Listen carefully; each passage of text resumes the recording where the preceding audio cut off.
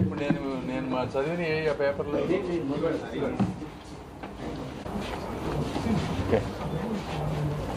Thank you అమ్మా. Media మిత్రులందరికీ కూడా ధన్యవాదాలు.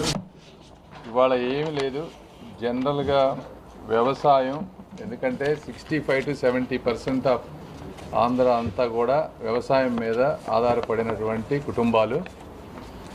వాళ్ళకి అన్ని విధాలుగా ఇబ్బందులు జరుగుతున్నాయి. ఎక్కడి నుంచి అంటే నకిలీ విత్తనాలు, నకిలీ ఎరువులు, ఒక్కొక్కసారి గిట్టుబాటు ధర లేకపోవటం, లేకపోతే ఒక్కోసారి వాటర్ లేకపోవటం. వాటర్ కొన్ని అనేవి న్యాచురల్, మన కంట్రోల్లో ఉండవు కొన్ని. అయితే మన కంట్రోల్లో ఉండే అన్నిటినీ కూడా ఫిక్స్ చేయాలనేది. ఇప్పుడు మీరు విత్తనాలు తీసుకుంటే, విత్తనాలు ప్రతి షాపు ముందు కూడా విత్తనాల ధరలు పెట్టాలి. ఇది according to the government rules ప్రకారం బోర్డ్స్ పెట్టాలి. బోర్డ్స్ పెట్టి ఆ ప్రైజెస్ పెట్టాలి ఏంటి అనేది. ఆర్టిఫిషియల్ స్కేర్సిటీ క్రియేట్ చేస్తాం కొంతమంది. ఇవన్నీ చేయటం వల్ల వాళ్ళు ఎక్కువ రేట్లు పెట్టి విత్తనాలు కొంటా ఉన్నారు. సో మేము అడిగింది ఏంటంటే అధికారులని, అకార్డింగ్ టు ద నామ్స్, ఇంతకుముందు చంద్రబాబు నాయుడు గారు ఉన్నప్పుడు ఎటువంటి నామ్స్ అయితే ఉన్నాయో ఆ నామ్స్ అన్నిటినీ కూడా రీఎస్టాబ్లిష్ చేయమని అడుగుతూ ఉన్నాం. ఎందుకంటే కొన్ని చోట్ల 800 రూపాయలు ఉండేది 1500 రూపాయలకు అమ్ముతూ ఉన్నారు ఏంటి విత్తనాలు. ఆ వెరైటీలను బట్టి రైతులు వాళ్ళకి ఏంటంటే ఒక్కొక్కసారి విత్తనాలు కావాలి అని వాళ్ళకి మనసులో పడిందంటే అందరూ వాటి మీదే పడతారు. దాన్ని వీక్నెస్గా తీసుకొని విపరీతమైన రేట్లు పెంచుతూ ఉన్నారు. అదేవిధంగా నకిలీ ఎరువులు, చుట్టుపక్కల కొన్ని ఎన్నో ఉన్నాయి నకిలీ ఎరువుల కంపెనీలు. అవి ప్యాకేజ్ చేసే విషయంలో బ్రాండ్ వాడి అందులో నకిలీ పెడుతున్నారు. అదేవిధంగా కొంత చాట స్కేర్సిటీ, ఇట్లా రకరకాల ఇష్యూస్ ఉన్నాయి. సో విజిలెన్స్ ఎస్పీ గారితో మాట్లాడి విజిలెన్స్ వాళ్ళు చేయాలి రైట్స్. అదేవిధంగా డిపార్ట్మెంట్కి కూడా రెస్పాన్సిబిలిటీ ఉంది, వీళ్ళు స్టాండర్డ్గా చెక్ చేయాలి. అవి కొన్ని ల్యాబ్స్ ఉన్నాయి, అవన్నీ కంపల్సరీగా చేయమని చెప్పాం. అదేవిధంగా చుట్టుపక్కల ఎవరైతే నకిలీ ఎరువులు కానీ నకిలీ విత్తనాలు అమ్మే వాళ్ళందరికీ కూడా మేము ఒకటే చెప్తా ఉన్నాం, మీరు దయచేసి ఆ పద్ధతులు మానుకోండి. ఎందుకంటే రైతులు చాలా ఇబ్బంది పడుతున్నారు. లేనిపోంది ఇవి చీటింగ్, క్రిమినల్ కేసెస్ పెట్టాల్సి వస్తుంది.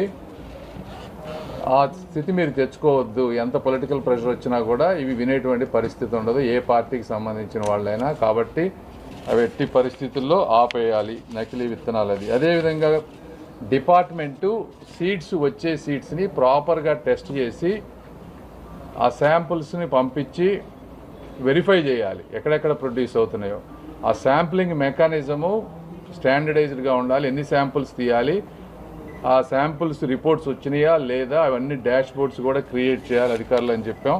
అవి కూడా చేస్తానని చెప్పారు. అదేవిధంగా వాటర్ మేనేజ్మెంట్ ఎలా ఉండాలి, అట్లీస్ట్ ఇప్పుడు రేపు వచ్చే వర్షాలు పడ్డప్పుడు ఎంతెంత వాటర్ కావాలి, అందులో మేమేమన్నా చేయగలిగినవి ఏమన్నా ఉన్నాయని చూసాం.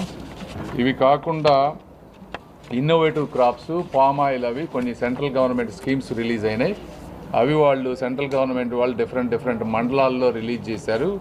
కొన్ని ఏరియాలో అవి వేయరు. సో వాటిని రీఅడ్జస్ట్ చేసుకొని మిగిలిన ఏరియాల్లో ఆ క్రాప్స్ వేసే విధంగా ఇట్లా మల్టిపుల్ యాంగిల్స్లో చాలా డిస్కస్ చేసాం. ఇది కూడా మాకు కూడా ఏంటంటే ఎస్పెషలీ నాకు కొత్త కాబట్టి కొంత అర్థం చేసుకోవటం ఇవన్నీ కొంత టైం పోయింది. బట్ జనరల్గా ఈ నకిలీ విత్తనాలు, ఎరువులు అన్నిటి కూడా టోల్ ఫ్రీ నంబర్లు పెట్టడం, జాయింట్ కలెక్టర్ గారు దానికి ఒక మెకానిజం, వచ్చిన కంప్లైంట్లు అన్నింటినీ కూడా వాళ్ళు రిజిస్టర్ చేసుకోవటం, ప్రయారిటీ బేసిస్ మీద ఆ కంప్లైంట్స్ మీద యాక్ట్ చేయటం అనేది కూడా ఒక మెకానిజం బిల్డ్ చేయమని చెప్పాం. సో ఇలా 1 by 1 అన్నీ చేసుకుంటూ వచ్చాం. ఒక అవగాహన అయితే వచ్చింది. వీళ్ళు మాట్లాడతారు ఇంకేమన్నా ఉంటే. Thank you. అవును, కరెక్ట్, గుడ్. అది కూడా మాట్లాడాము. 6A అనేది ఇది మనకున్న ఒక లూప్ హోల్. అది loop whole basis central government మీద కలెక్టర్ గారితో చెప్పాము. దీనికి ఏ విధమైన క్లాజులు అప్గ్రేడ్ చేయాలి చెప్తే నేను ఐపీసీ సెక్షన్లో ఇవన్నీ కూడా సెంట్రల్ గవర్నమెంట్కి వెళ్ళి అక్కడ కూడా అగ్రికల్చర్ డిపార్ట్మెంట్స్తో కూర్చొని ఈ క్లాజులు చేంజ్ చేసే మెకానిజం కూడా డెఫినెట్గా తీసుకొస్తాం. డెఫినెట్గా అది నేను టేకప్ చేస్తాను. ఇంకొకటి కౌలు రైతుల గురించి కూడా మేము డిస్కస్ చేసాం. ఆ కౌలు రైతులకు ఇచ్చేటువంటి కార్డ్స్ కానీ ఇవన్నీ వీళ్ళు ఎక్స్ప్లెయిన్ చేస్తారు, మిగిలినవి ఏమన్నా ఉంటాయి. Thank you. చెప్పండి. నకిలీ విత్తనాలు ఎక్కువగా తెలంగాణ రాష్ట్రం సంగారెడ్డి, మహబూబ్నగర్, ఖమ్మం జిల్లాల నుంచి ఇక్కడికి వస్తుంది. అవును. ఆయా రాష్ట్ర ప్రభుత్వంతో కట్టడి చేసే విధంగా, ఇరు రాష్ట్రాలకి ఖైదు కుదిర్చే విధంగా ఆయా రాష్ట్ర ప్రభుత్వాలతో మీరు మాట్లాడే అవకాశం ఉంది. అది మీరు అంటే ట్రాన్స్పోర్టు స్టేట్లోకి ఇవన్నీ వస్తున్నాయి, దాన్ని ఎట్లా ఆపాలి, చెక్ పోస్టుల దగ్గర అనేది డిస్కస్ చేసాం. మీరు చెప్పింది మంచి పాయింట్. అంటే అక్కడ గవర్నమెంట్స్తో మాట్లాడటం అనేది డెఫినెట్గా అది కూడా ఆలోచిస్తాం. బట్ అట్లీస్ట్ మన పరిధిలో ఎప్పుడైనా మనం ఏం చేయగలం అనేది ఎక్కువ, ఎందుకంటే అది మన కంట్రోల్లో ఉంటుంది కాబట్టి వీటి మీద ఎక్కువ ఫోకస్ చేసాం.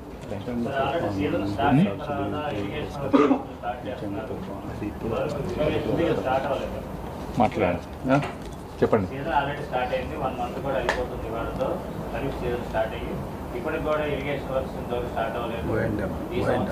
ఓఎండ్ఎం అది కూడా మాట్లాడామ్మా. అదేంటి చాలా అందుకే ఓఎండ్ఎం వర్క్స్ అన్నిటికి కూడా టెండర్లు పిలుస్తున్నారు. పిలిచి ఎట్టి పరిస్థితుల్లో 3 to 4 వీక్స్లో మొత్తం క్లీన్ చేస్తానన్నారు. వాటర్ కనపడే విధంగా మాకు గుర్రపు డెక్క కానీ ఇంకోటి కానీ ఏమీ లేకుండా అవి కూడా వర్కులు స్టార్ట్ అవబోతున్నాయి. అది కూడా మాట్లాడాం. Thank you. ఇంకా మీరు మాట్లాడారు. రేపు దాదాపుగా 7,000 రూపాయలు, 65 లక్షల మందికి ఒకే రోజున 7,000 రూపాయలు పెన్షన్ అనేది రాబోతూ ఉంది. చంద్రబాబు నాయుడు గారు ఆ రోజున ఇచ్చినటువంటి హామీని తప్పకుండా ఏ విధంగా అంటే రాష్ట్రం ఇబ్బందుల్లో ఉన్నా, డబ్బు లేకపోయినా కూడా అన్ని మార్గాలు ఆలోచించి ఆ డబ్బు తీసుకొచ్చి ప్రతి పేదవాడికి ఈ రోజున ఇచ్చేటువంటి పరిస్థితి. ఇంతకుముందు కూడా 2,000 రూపాయలు పెన్షన్ చేసింది తెలుగుదేశం పార్టీ. ఇప్పుడు మళ్ళీ దీన్ని ఒక స్టెప్ అప్ చేసేసి 4,000 రూపాయలకి తీసుకువెళ్ళి చేస్తూ ఉన్నాము. ఎందుకంటే కొన్ని సంక్షేమ పథకాలు తప్పనిసరి, అందులో పెన్షన్ అనేది ఒకటి. ఎందుకంటే పేదవారు, వయసు పైబడిన వాడు, పెద్దలు, వీళ్ళందరూ కూడా పనులు చేయలేనటువంటి పరిస్థితుల్లో ఉన్న వాళ్ళకి ఇది బాగా ఉపయోగపడుతుంది. కాబట్టి ఇది మేమందరం ఇచ్చాము, బాబు గారు ఇచ్చారు. కాబట్టి బాబు గారు ఇచ్చిన దానికి మేమందరం కూడా కృతజ్ఞతలు జరుపుతా ఉన్నాం. తెలుగుదేశం పార్టీ తరఫున చంద్రబాబు నాయుడు గారికి, పేదవాళ్ళందరికీ కూడా శుభాకాంక్షలు. మాకు పార్లమెంట్ సమావేశాలు ఉన్నాయి. మినిస్టర్లం కాబట్టి పార్లమెంట్లో ఉండాలి. నేను నైట్కి ఢిల్లీ వెళ్తున్నాను. వ్యవసాయ అనుబంధ రంగాలకు సంబంధించిన అన్ని అంశాలు, నీటిపారుదల, యానిమల్ హస్బెండరీ, హార్టికల్చర్, విజిలెన్స్కి సంబంధించి అనేక అంశాల మీద ఈ రోజున రివ్యూ నిర్వహించడం జరిగింది. గౌరవ కేంద్ర మంత్రివర్యులు డాక్టర్ పెమ్మసాని చంద్రశేఖర్ గారు. ఇందులో ముఖ్యమైనది ఏంటంటే జిల్లాలో వ్యవసాయానికి సంబంధించిన ప్రిపరేషన్ ఏ స్థాయిలో ఉంది. ముఖ్యంగా ఇది వ్యవసాయ సీజన్ ప్రారంభం కాబట్టి అవసరమైన విత్తనాలకు సంబంధించి రివ్యూ స్పష్టంగా చేశారు. విత్తనాలు కొన్ని నకిలీ విత్తనాలు వస్తున్నాయని, నకిలీ విత్తనాలు వచ్చిన వాటి మీద ఇన్స్పెక్షన్స్ ఎలా జరుగుతున్నాయి, వాటిని ఎలా సీజ్ చేస్తున్నారు, సీజ్ చేస్తే ఏ కేసులు బుక్ చేస్తున్నారని చెప్పినప్పుడు వాళ్ళు జాయింట్ కలెక్టర్ గారి దగ్గర కేసులు ఉన్నాయని చెప్తున్నారు. అందుకనే మన మినిస్టర్ గారు వెంటనే విజిలెన్స్ ఎస్పీ గారిని కూడా పిలిపించారు. వారితో పెట్టి ఐపీసీ సెక్షన్స్ ఎట్లా ఇన్వోక్ చేయాలి వాళ్ళ మీద, తర్వాత చట్టంలో కొన్ని లొసుగులు ఉన్నాయన్నారు, వాటిని ఎలా సరి చేయాలనే అంశాలు కూడా నోట్ చేసుకున్నారు. ముఖ్యంగా విత్తనాలు అయితే ఉంటున్నాయి, కానీ విత్తనాలకు సంబంధించిన ప్రైవేట్ కంపెనీలు ఎక్కువగా దోసుకుంటున్నాయి. డిమాండ్ ఉన్న విత్తనాలకు సంబంధించిన విషయం డిస్కస్ చేయడం జరిగింది. అందుకోసమే ప్రతి షాపులోనూ ఎరువులు, విత్తనాలకు సంబంధించిన స్టాక్ బోర్డ్స్ స్పష్టంగా పెట్టాలి.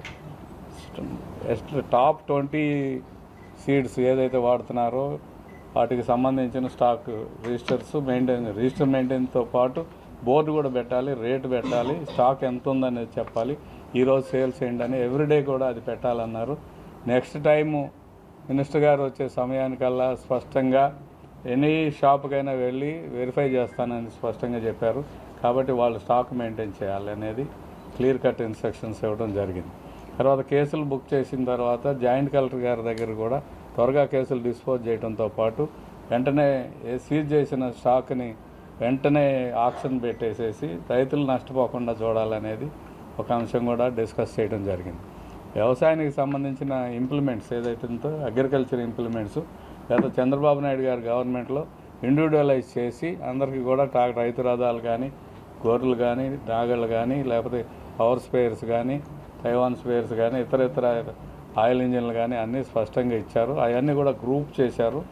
గ్రూప్ చేసి ఆ గ్రూపులకు సంబంధించి అవి వాడుకుంటుందేమో సొసైటీ పేరు మీదేమో ఇచ్చారు, కానీ వాడుకుంటుంది ఇండివిజువల్స్. వాటన్ని డీటెయిల్స్ కూడా ఇవ్వమని చెప్పాము. తర్వాత కౌలు రైతులకు సంబంధించి చాలా ముఖ్యమైన చర్చ జరిగింది. కౌలు రైతులను ఎలా గుర్తిస్తున్నారు, జాయింట్ లయబిలిటీ గ్రూప్స్ను కూడా క్రియేట్ చేశామని చెప్తున్నారు. ఈ సీజన్లో ఎటువంటి పరిస్థితుల్లో కౌలు రైతులకి ఏ రకమైన లబ్ధి చేకూర్చాలనే అంశాల మీద స్పష్టంగా డిస్కస్ చేయడం జరిగింది. బ్యాంకర్స్ కూడా దానిలో ఇంటర్ఫీర్ అయ్యారు. బ్యాంకర్స్కి సంబంధించి ఈసారి ఎటువంటి పరిస్థితుల్లో కౌలు రైతులకి ఏ రకంగా లబ్ధి జరగాలనే అంశం మీద మంత్రి గారు స్పష్టంగా అవసరమైతే ముఖ్యమంత్రి గారితో కూడా మాట్లాడి ఈ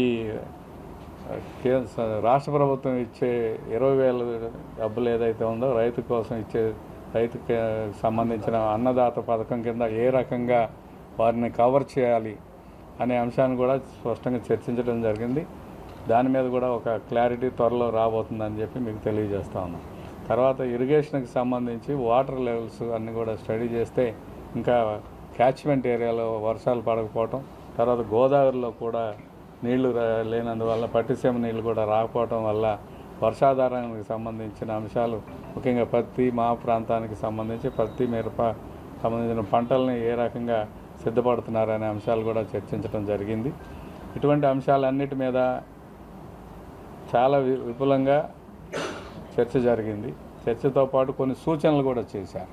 కేంద్ర ప్రభుత్వ పథకాల ద్వారా వచ్చే లబ్ధి ఏదైతే ఉందో అది రాష్ట్ర ప్రభుత్వానికి సంబంధించి వ్యవసాయ అనుబంధ రంగాల్లో ఇరిగేషన్ రంగంలో ఏ రకంగా వాటిని వినియోగించుకోవచ్చని కలెక్టర్ గారు సంబంధిత అధికారులందరినీ పిలిచి ఆ అంశాలన్నింటినీ కూడా మీరు చెప్తే నేను తప్పకుండా కేంద్రంలో నా యొక్క శక్తియుక్తులన్నింటినీ వాడి ఖచ్చితంగా కేంద్ర ప్రభుత్వ పథకాల్లో ఈ జిల్లాకి మన రాష్ట్రానికి ఏ రకంగా మేలు జరగాలనే అంశాల మీద దిశగా కూడా చర్చ జరిగింది.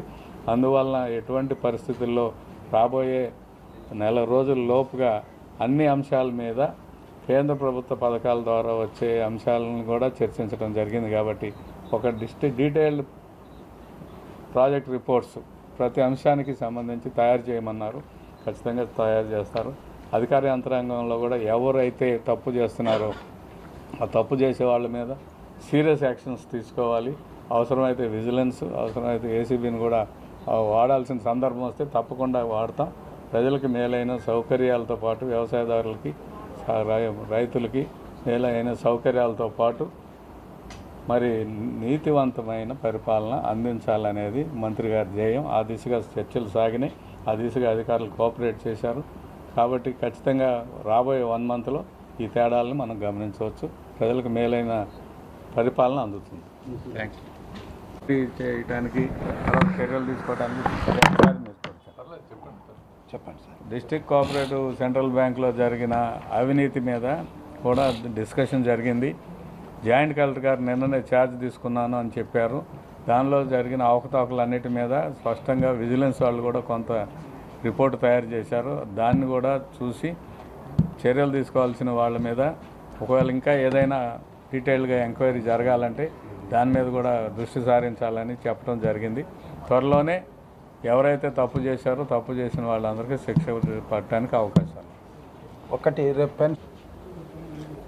ఈరోజు మన జిల్లాలో రైతాంగం ఎదుర్కొంటున్నటువంటి సమస్యలు గత 5 సంవత్సరాల్లో వైసీపీ పాలనలో రైతాంగర్యాలు, స్కీములు, పథకాలు వీటన్నిటినీ వైసీపీ ఎలా రద్దు చేసింది, వీటి వల్ల రైతులు ఎంత నష్టపోయారు, ముఖ్యంగా సెంట్రల్ స్పాన్సర్డ్ స్కీమ్స్లో రైతాంగానికి సంబంధించి 12 స్కీములు ఉంటే వాటికి ఇవ్వాల్సినటువంటి స్టేట్ మ్యాచింగ్ గ్రాంట్ ఇవ్వకపోవడం వల్ల 5 సంవత్సరాలుగా వైసీపీ పాలనలో రైతులు ఎంత నష్టపోయారు అన్నటువంటి విషయం మీద కేంద్ర మంత్రి గారు పెమ్మసాని చంద్రశేఖర్ గారు పూర్తిగా విశ్లేషణ చేశారు.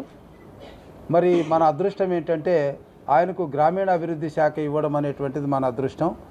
సో ఈ గ్రామీణ అభివృద్ధిలో వ్యవసాయం అనేటువంటిది కూడా అనుబంధంగా ఉంటుంది. కాబట్టి ఈరోజు ఇరిగేషన్ శాఖను మరి ఇరిగేషన్తో పాటు అగ్రికల్చర్తో పాటు అనుబంధ శాఖలు ముఖ్యంగా హార్టికల్చర్ కానీ ఇరిగేషన్ కానీ మరి రేపు యానిమల్ హస్బెండరీ ఇవన్నిటినీ రివ్యూ చేయడం ద్వారా దాదాపు 22 స్కీములు ఉన్నాయి central sponsored schemes agriculture and allied యాక్టివిటీస్లో.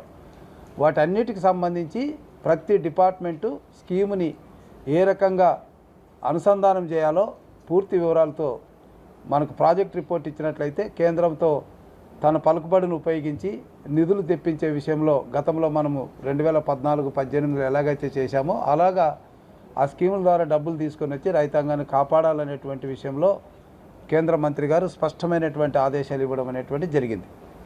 ముఖ్యంగా రైతాంగానికి నష్టం జరిగినప్పుడు ఈ బీమా పథకాన్ని కంపెనీలకు ఇవ్వకుండా కేవలం రాష్ట్ర బడ్జెట్ ద్వారా ఇవ్వడం అనేటువంటిది తప్పు అనేది అధికారులు అందరూ కూడా మంత్రి గారి దృష్టికి తెచ్చారు. సో దీని విషయానికి సంబంధించి పాత మన తెలుగుదేశం పాలనలో ఎలాగైతే బీమా పథకం ఉందో అలాంటి పథకాన్నే మరి కేంద్రం ఇచ్చేటటువంటి ఫసల్ బీమా పథకంతో జోడించి రాష్ట్రానికి వ్యయం తగ్గించి రైతాంగానికి ఎక్కువ ప్రయోజనం ఇచ్చే విషయంలో కూడా కేంద్ర మంత్రి గారు స్పష్టమైన ఆదేశాలు ఇచ్చారు.